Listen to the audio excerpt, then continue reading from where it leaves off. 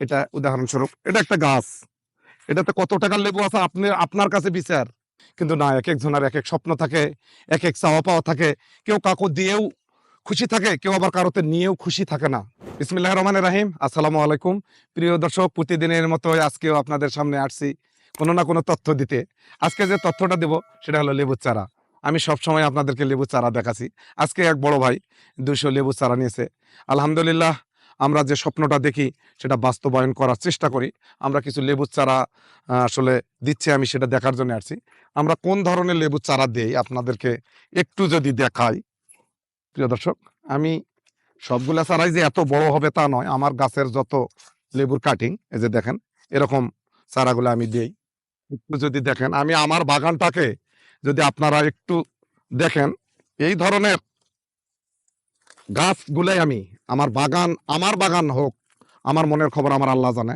এটা একটা 50 টাকা দামের লেবু চারা দিচ্ছি না, আমি একটা গাছ দেই। কেন দেই জানেন?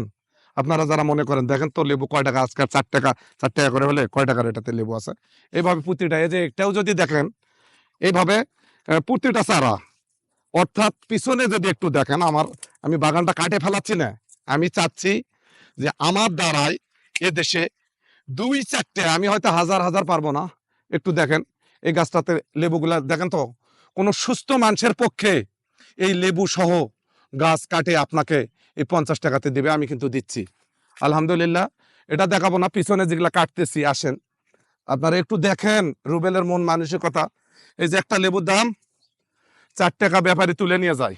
আমি কিন্তু এলাকা করতেছি, এই যে এইভাবে সমস্ত বাগানটা, আমি গোটাটা বাগান এইভাবে আমি কাটে দিছি। আসেন দেখে যান, এর আগেও এক ভদ্রলোক 200 চারা নিছে।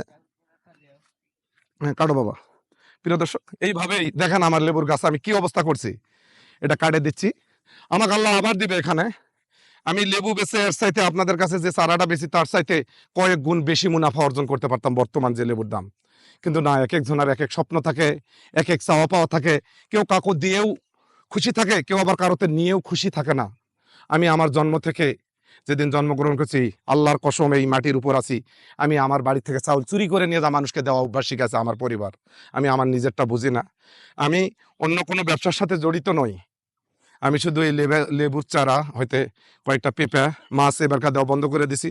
হয়তো এরপরে এগুলাও আমি দেবো কিনা এটা এই দেশের জনগণের উপর নির্ভর করবে। কিন্তু আমি চাই চিরদিন একটা লোক বাঁচে না, তার কিছু স্মৃতি থাকে। যে একটা মানুষ আসছিল, এরকম অনেক মানুষ এ দেশে আসছিল, তাদেরকে আমরা স্মরণ করি। যেমন কাজী নজরুল ইসলাম, জসিমউদ্দিন, অনেক গায়ক নায়কের কথা স্মরণ থাকে।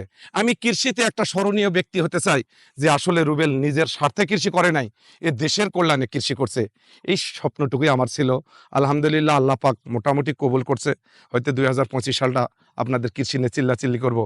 তারপরে আমরা যে স্বপ্ন, যে আকাঙ্ক্ষা নিয়ে কৃষিতে আসছিলাম, সেটারও বাস্তবায়ন ফল যেন আল্লাহ পাক দেখায়। প্রিয় দর্শক, আজ এটাই।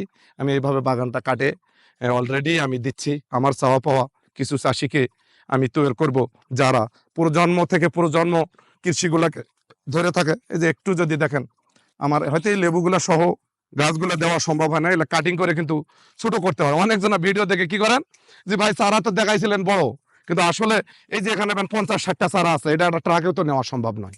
এটাকে কাটিং করতে হয়। কিছু লোক সবই বুঝে আমি দেখি, কিন্তু স্বার্থের বেলায় যা বুঝে না। এই যে লেবুর গাছ, এটা উদাহরণস্বরূপ, এটা একটা গাছ, এটাতে কত টাকার লেবু আছে আপনার কাছে বিচার। কিন্তু এটাকে আমাকে কাটিং করে এটা একটা ঢোপ করতে হবে। আমি যদি সমস্ত গাছ বাঁধতে দিতে চাই, তাহলে এর আগের ভাই একজন ট্রাক নিয়ে গেছে। আপনি আসেন, কাটে নিজের মতো করে নিয়ে যান। আমি চাই আপনি বাগানি হন, আমি চাই আপনি ফার্মারি হন, আমি চাই আপনি একজন দক্ষ এদেশের কৃষক হন। এই চাওয়া পাওয়া ছিল। যদি ভিডিওটা ভালো লাগে, লাইক শেয়ার করে দিবেন। আপনাদের একটু ভালোবাসা পাওয়ার আশায়, জীবনে লেবু নয়, যে যেটাই চাচ্ছেন তাদেরকে সেটাই দিয়ে আমি শুধু একটু ভালোবাসা চাই। আমার কোনো ভুল ভ্রান্তি হলে মাফ করে দিবেন। মূর্খ মানুষ অনেক কথাই বলি, এর মধ্যে একটি কথাও ভালো লাগলে অবশ্যই আমাদের জন্য দোয়া করবেন। আসসালামু আলাইকুম।